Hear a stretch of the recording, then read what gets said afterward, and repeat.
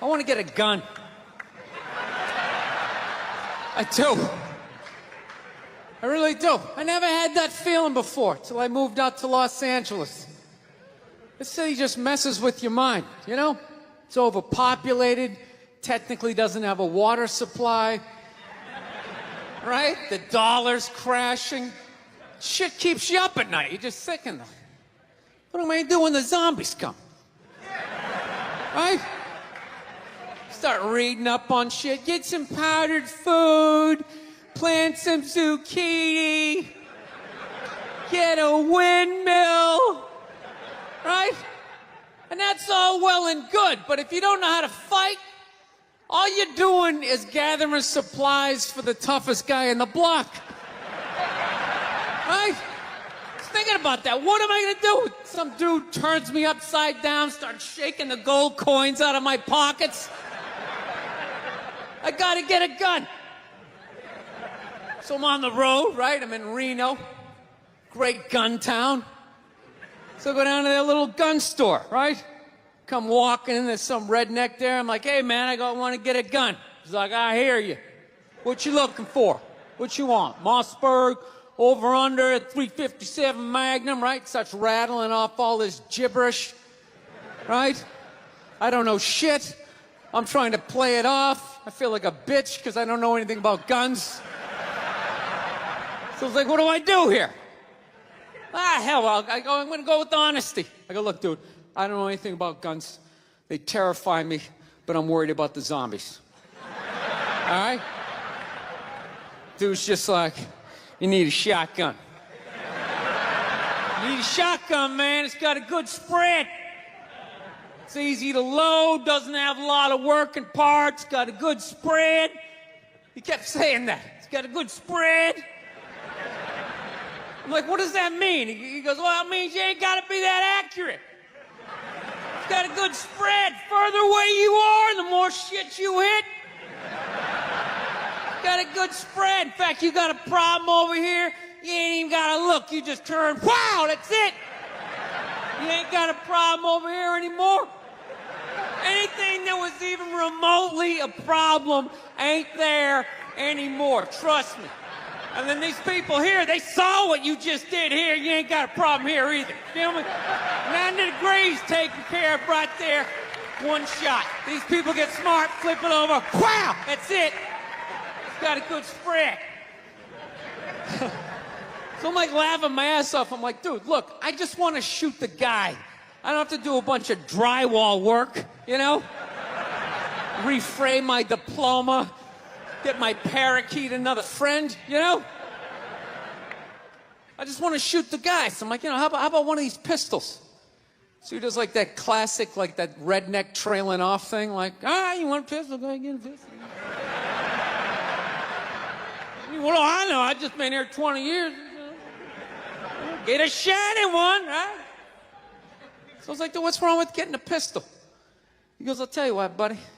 Because life ain't a movie. You feel me? I'm like, no. Can you please stop speaking in these backwards riddles? Can you just say what you're saying? I told you I don't know shit about guns. Come on, do me a solid here. He goes, well, look, you ever watch a movie? Guy go, blah, blah, blah. He kills 3 people. Real life, man, you miss. You miss all the fucking time. You miss enough times, man, you're empty. You might as well be standing there with a big stapler in your hand. Then what you gonna do? I was like, well, fuck it, let's get the shotgun. So he's all ready to box the thing up, and then I'm like, wait a minute. I live with my girl, I can't just show up with a shotgun. Right? That's not some shit you can just come home with. If I found this stool on the side of the road, I can come home with this. Look at it. We can refinish it.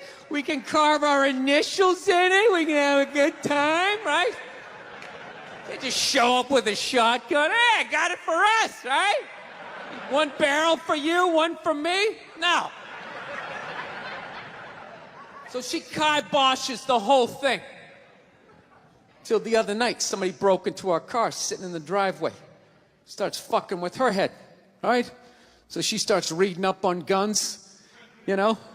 She's reading too much because now she wants to get one, but she's just like, well, I heard you got to keep the bullets in the safe, keep the stock in the garage. And then what? Then what? I run around the house and assemble it. There's some dudes chasing me with an axe. You know, are you even thinking this thing through, sweetheart? She's running around. Where's the scope? It's in the living room. He's in the living room. No, we're getting this thing. I want that fucking thing loaded right on the bedroom wall. Right there. I'll put that thing on my jam sleeves. Just like that. There's no other point. That's funny, though, when you talk about getting a gun, you know? People, like, they either totally for it or completely against it. You know, they either go nuts and start screaming, right? Or they start throwing out those stats. Yeah, actually, you increase your chances of getting shot by 80% the second you get a gun in the house. Really? What, because I'm going to load it and shower with it? Like,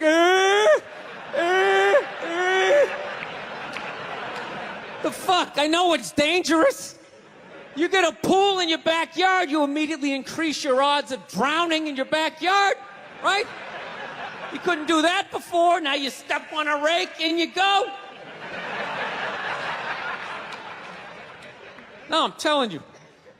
I don't buy in any of that shit. I live this fucking isolated life, man. I go on the road, I'm in green rooms, and I just fucking, you know, I'm just by myself all the time. You slowly go fucking crazy. I did a gig recently. I was in Ireland, and I was in the green room by myself, and I went to turn on the light. It was one of those pull switches, and it wound up around itself, looked like a little noose, and I immediately just thought, what if I just stuck my head in there and just turn the lights out, literally and figuratively. Was not thinking about killing myself at all the second I thought, what if I just fucking did that? And then I looked in the mirror, I caught my eye, and we both laughed.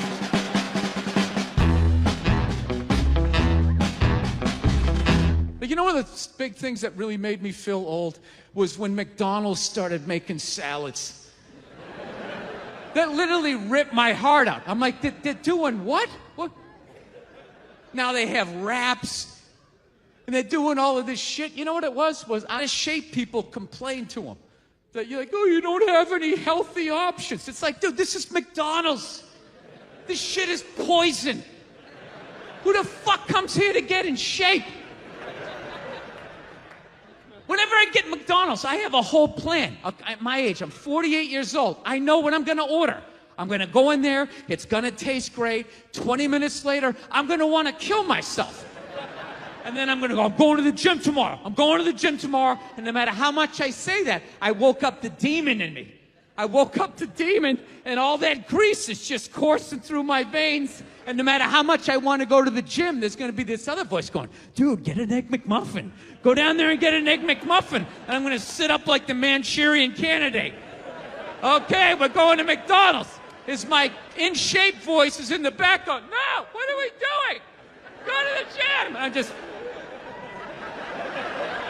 going to drive right down, right? I know what it is. But somehow, out of shape people somehow made them, they're the fucking blame. They had to have more healthy shit because they're the reason why everybody's fat. How come they have to do it?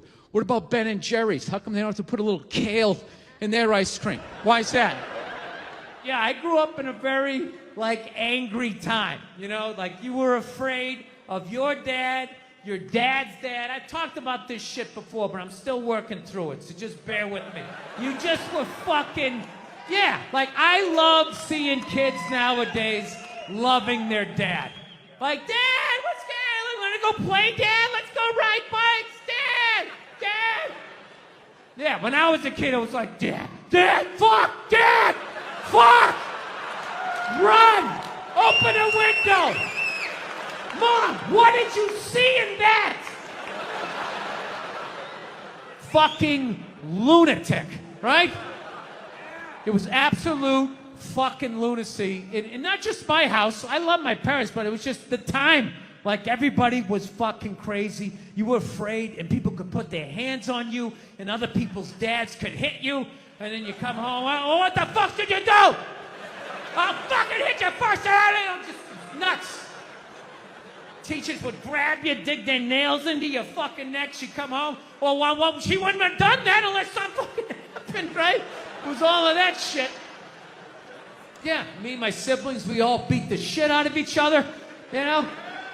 And then we all teased the dog, and the dog bit all of us, and we never got rid of the dog. One time the dog bit me in the face. I was fucking with it. It was eating it. I was like, and it just latched onto my face and was like that.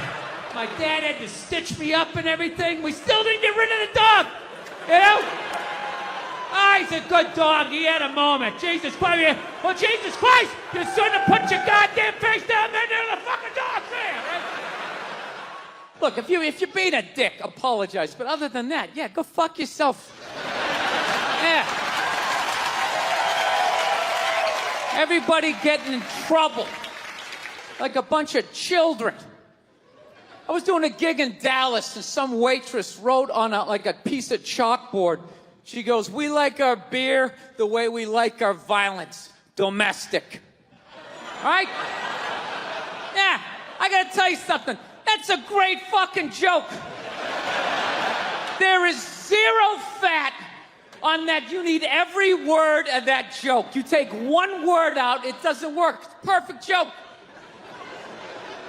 So whatever, nobody gives a shit. One person comes in, they don't like it. They ask the manager to take it down. He's just like, hey, you know, that's our sense of humor here. You know, have a beer, go fuck yourself. That's what we're doing. So she takes a picture of it, she puts it up on Facebook, and all of a sudden people start complaining, and they fired the manager and the waitress because of that. Yeah. Like, I don't understand. Like, what do they think's gonna happen if somebody reads that joke? Like, you're some guy who would never hit a woman, you know? Would never hit a woman. You can't hit women. You can't. You honestly cannot. You ever see how they fall? They fall like toddlers, you know? It's like they never fell in their life. They never put their hands out. It's horrific to watch. You can't hit them, right? So what are you telling me? You're telling me someone who never hit a woman is gonna come walking in, read that joke, you know, just be like, wait a minute.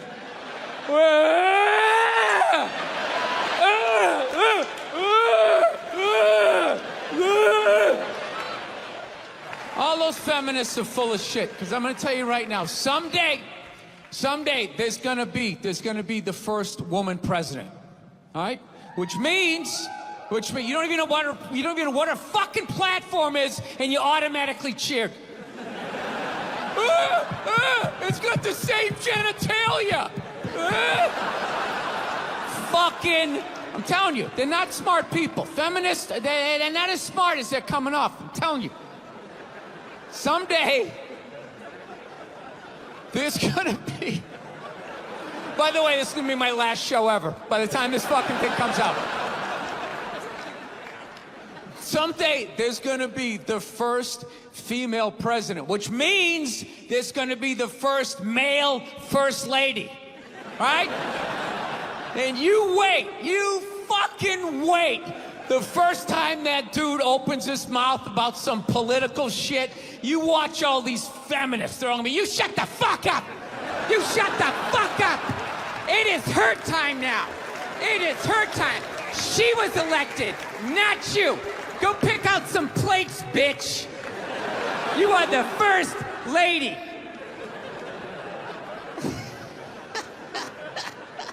He's gonna get treated like Tom Arnold when he was with Roseanne. Secret Service name will be like Appendix or Doesn't Matter. Not worthy of protecting. Just entered the Oval Office. Not worthy of protecting. I saw a woman a couple months back, professional soccer player, right? She goes on to ESPN or one of these sports channels, and she starts bitching, going like, I don't understand, how come female athletes don't make as much as male professional athletes, right? And all of these men had to sit there and act like they didn't know what the answer was. They had to sit there like dumbfounded, like, oh, I don't know. Why is that? That is a conundrum. I have no idea. Literally, I'm sitting at home screaming at the TV because you don't sell any fucking tickets! Nobody is going to women's soccer games. You're playing in a 20,000 seat arena. 1,500 people show up. That's not a good night. The promoter lost his fucking ass on that gig.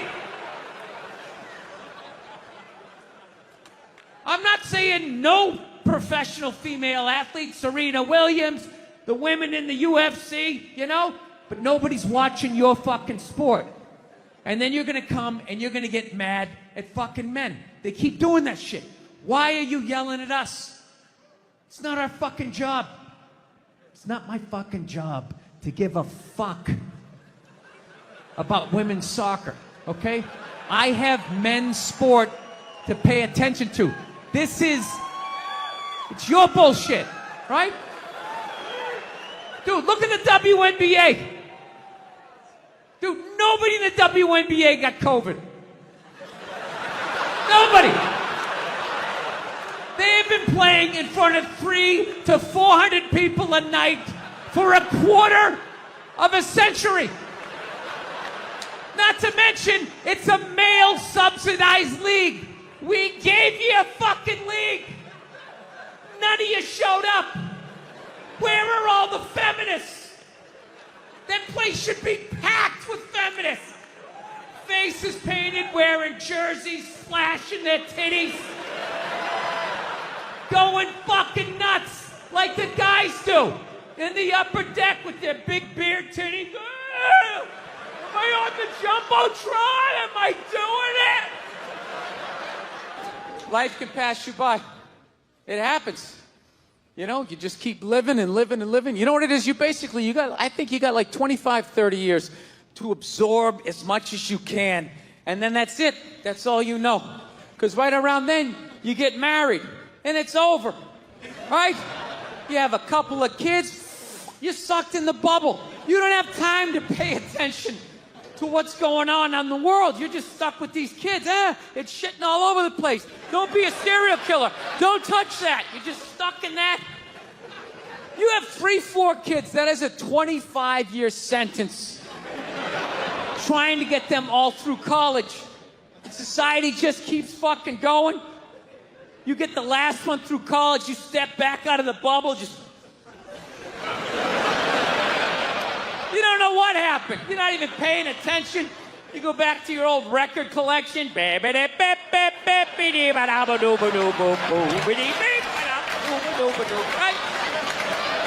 Someone sticks some mic in your face, you're gonna get in trouble. Yeah. It's one of the sad things about life. You get old and it passes you by. I feel it passing me by. I'm 46 years old. I don't even have kids, but I can't keep up anymore. Like, I had a college gig coming up, and I was like, man, I gotta figure out what these kids are into, man. I was 24 when a senior was born. I gotta figure out what these dudes are into. So I guess they were into like DJ music or some shit. So I'm like, all right, I'll watch some of this. You know? So I have like a reference or two. I don't want to be that old comic coming to the gig being like, what's up with this Monica Lewinsky? Is this crazy? I mean, this Y2K. I mean, is my stylist going to work? I don't know. So I put this shit on. Dude, I lasted 90 seconds. 90 seconds. I was open-minded. All right, put it on. 90 seconds later, I'm like this old man. This isn't music. Now, when I was a kid, you dressed like a woman and you sung about the devil. Now that was music. Think about the kinds of people that take a cruise. These aren't forward thinkers. These aren't seekers. They're not pivotal to our survival. You ever hear somebody coming back from a cruise? It's one of the worst stories you're ever going to hear. Because they don't do shit. They don't want to travel to another country, interact with the new culture, try to figure out the train system or the money. All they want to do is just sit on a fucking boat. Just drinking, that's all they want to do. Right? Worst story you'll ever hear. Hey, how was your cruise? Oh, it was great. I was fucking laying there. There was a DJ over here on the 1 and the 2 wooka wooka thing, right? And then they had this chocolate fountain. It was like a fountain, but it was chocolate. And you stuck the toothpick in the food, and you stuck it in the chocolate, and you stuck it in your mouth. And you'd be like, I want another drink. And they bring it all, you drink it, it dribbles down, and it gathers in your navel, and you punch yourself, you get in your mouth. And every day around noon, we'd line up for lunch. What's for lunch? We don't know. We don't make decisions. Whatever they give us. No, I took mushrooms back in February for the first time ever. You know?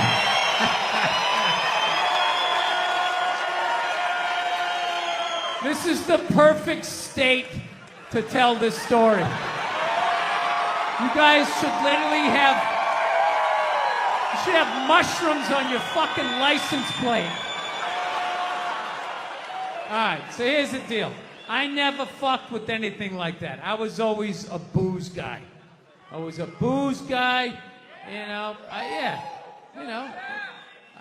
relax, everybody. I always get nervous when I get white guys going like, yeah, all right, woo, build the wall, okay, I'm fucking around. Relax. It's frightening to listen to, but that's what being a guy is. You're not allowed to have emotions. So that's all of that shit comes out when you drink. Do something dumb so I don't feel stupid.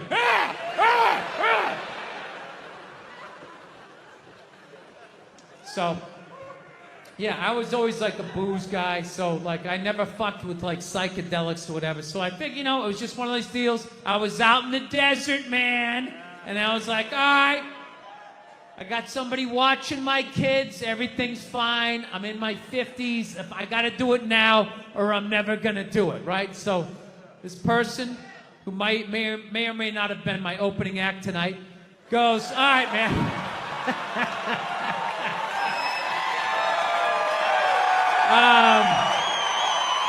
He's a good man. He says to me, he goes, all right. He goes, okay, just take like, it's always just like, all right.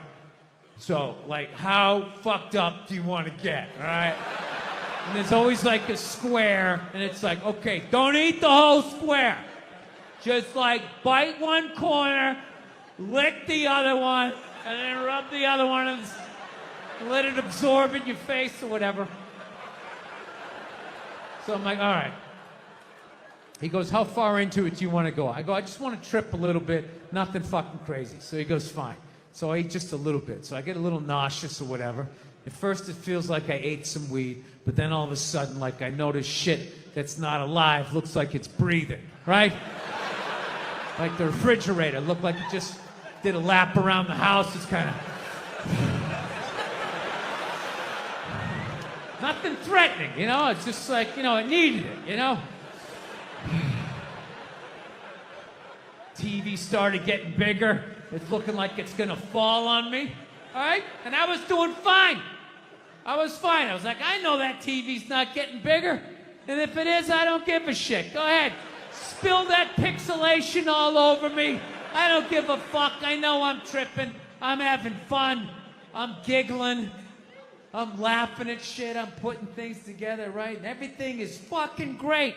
And all of a sudden, about an hour in, all of a sudden, this profound sense of loneliness and not feeling loved just washed over me. Yeah, and I was just like, I fucking knew it.